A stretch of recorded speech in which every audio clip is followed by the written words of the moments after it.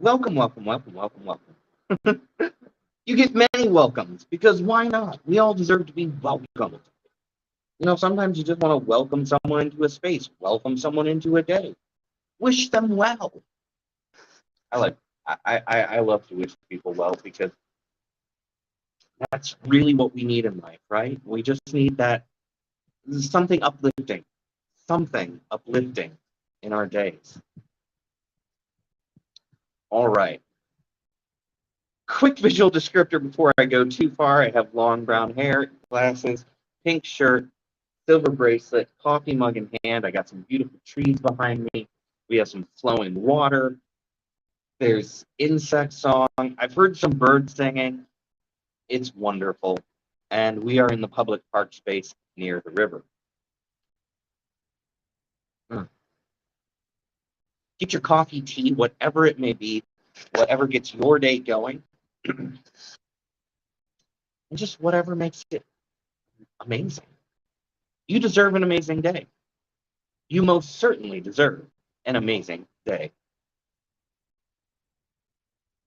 That is good coffee. So very good. Life is pretty open. It's really open-ended in what we can do in our lives. It has possibilities stacked on possibilities. Sometimes possibilities that you completely overlook. But they're there all the time, in every moment, in every way available to you.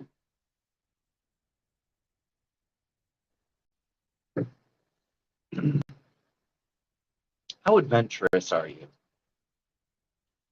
How often do you try new things?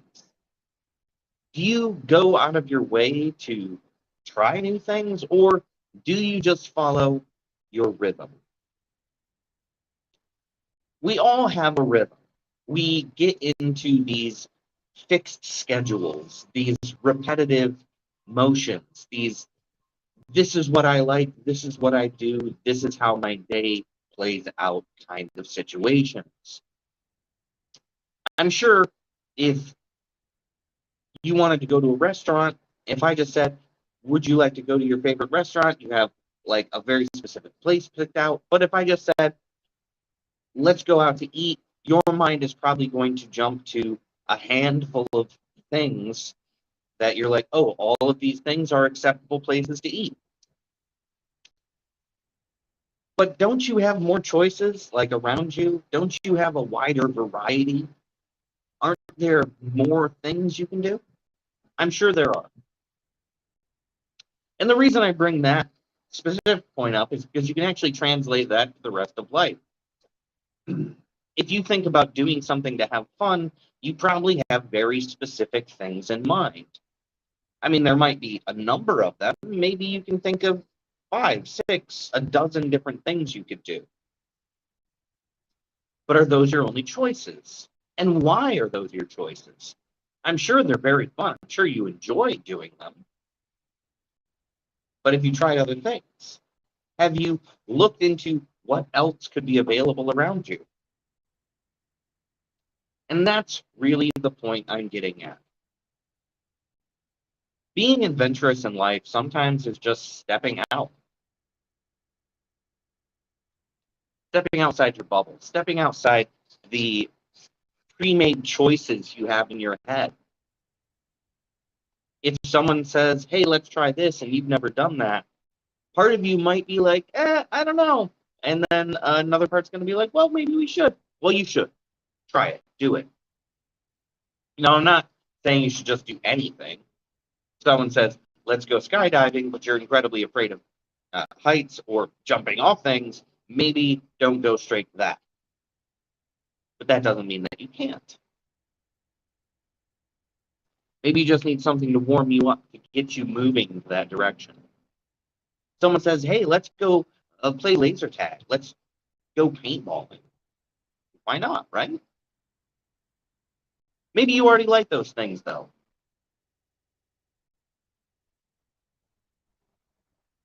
Maybe try something different.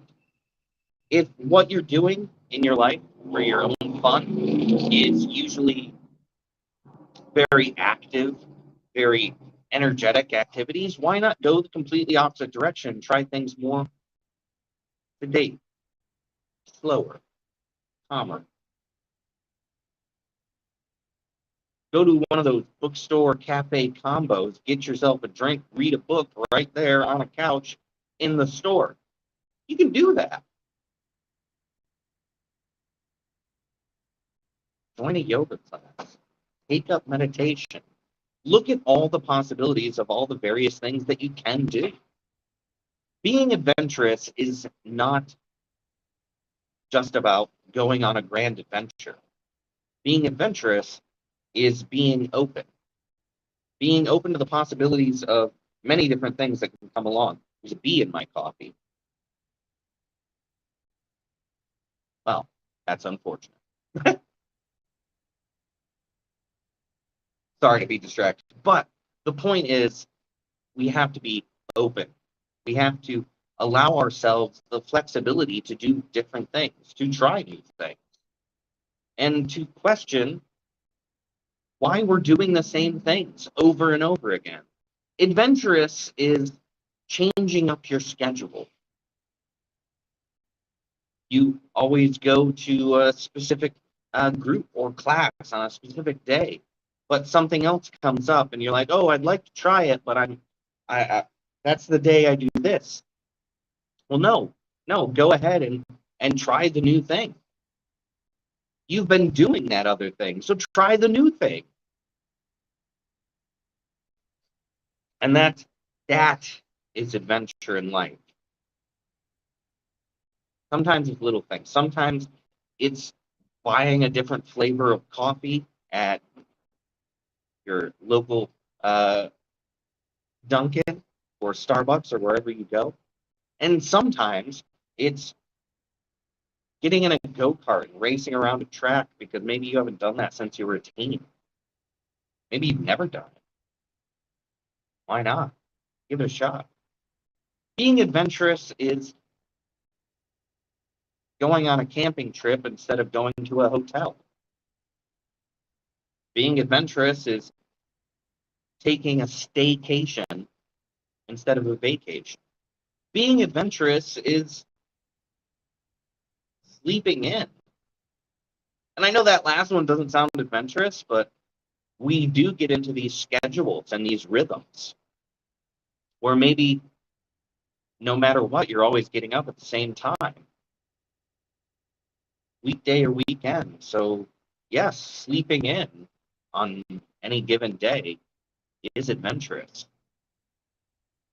Going to bed early or staying up incredibly late so that you can go outside and look at the stars is adventurous. The whole meaning of adventure is getting outside of your normal comfort zone or just stepping outside of yourself. And that is something which is amazing. And let's be fair, it's free on its most basic level. Taking a walk instead of taking a run is free. Driving to a completely different location for your weekend brunch. I don't know if you do that. I mean, I don't, but people do. And just going to a different place, I mean, that's adventurous. Going ahead and trying new recipes or taking a class. These are little adventures. And we have to break up our own rhythm. That rhythm of our life, that schedule, those set decisions we have to make. Is it Italian or Chinese tonight for dinner? Well, you have other options. Is it water park or theme park for the vacation? You have other options. Is it going to the gym or building a brand new garden bed in your back lawn.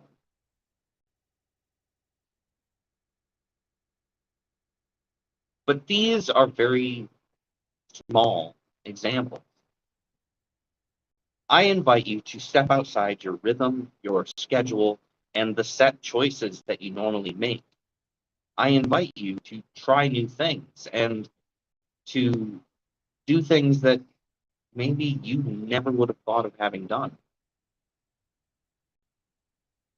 You could get on Google and you could look up things to do in your area. Maybe you'll find museums you didn't know were there around. Maybe you can see that there's places you've never been, parks. Or maybe you see a concert and maybe you haven't been to one in a long time. Maybe you don't even know who the band is, but that's kind of the point. Could you not enjoy the time you have there? Probably. Or could you have an amazing time? Yeah. You don't know. At least not until you go. And maybe you'll make new friends. Maybe you'll meet new people. Maybe you'll just have an experience. Maybe you'll have a story to tell afterwards about how something just wasn't for you. But you did it anyway. Give it a thought.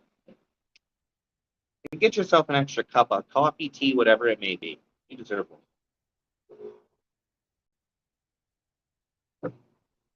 Now, before I get going today, I want to talk to you about the art of feeling. And there's going to be a link. It should be displayed on the screen right now.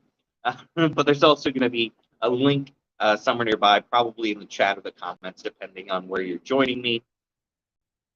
Now, the Art of Feeling is an abstract art workshop I host every month. The next one is actually on September 17th from 11 a.m. to 2 p.m. Eastern Time. The Art of Feeling is about abstraction. It's about learning to take feelings we have inside and producing an image. It's about exploring the canvas. And it can be adventurous, and it can be very unstructured and sometimes very uncomfortable if you're not used to just going formlessly.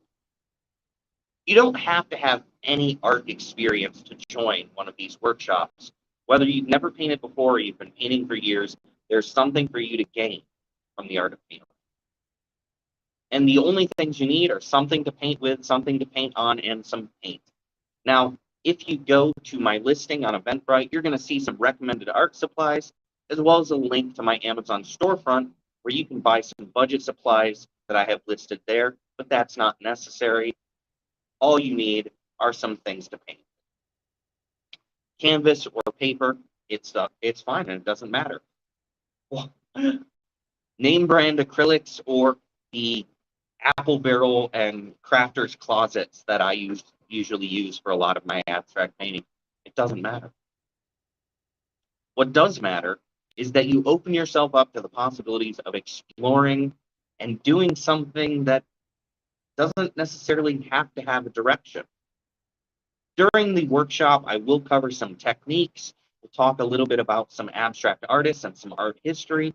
And then we're going to have a huge amount of time to paint, where I'm going to show you how to apply those techniques and allow you to choose your own colors, explore your own space, and pretty much have free reign over what the end product of your work is. And it's a whole lot of fun. I would absolutely appreciate if you signed up, if you joined us. Most certainly sign up for as many of the workshops as you want. They're all a little bit different, and that is really fun. But thank you for being here today. I want to wish you well. Have a great day. Be excellent, and I will see you all again really soon. Bye, everybody.